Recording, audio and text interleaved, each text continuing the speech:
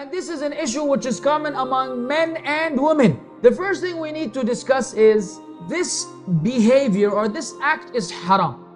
The reason why it is haram, because of textual evidence from the Quran and the Sunnah. Allah Azza wa Jal, when praising the believers, said, وَالَّذِينَ هُمْ لِفُرُوجِهِمْ حَافِظُونَ إِلَّا عَلَى أَزْوَاجِهِمْ أَوْ مَا مَلَكَتْ أَيْمَانُهُمْ فَإِنَّهُمْ غَيْرُ مَلُومِينَ فَمَنِ ابْتَغَى وَرَاءَ ذَلِكَ فَأُولَٰئِكَ هُمُ الْعَادُونَ. And this occurs in more than one surah in the Quran.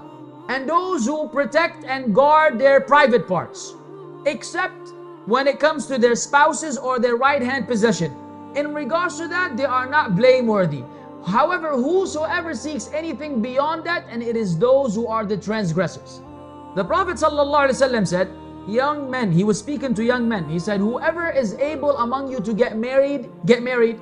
And because it is means for you to lower your gaze, and it is means for you to protect your private parts from anything which is harmful and sinful.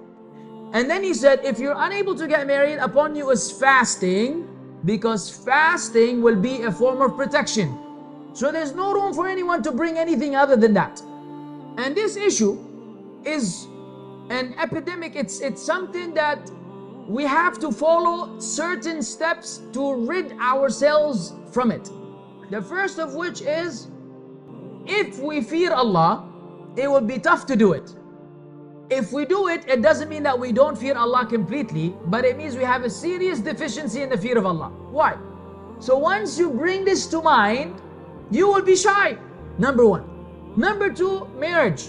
I am 23 years old and my parents do not allow me to get married until I become a professor.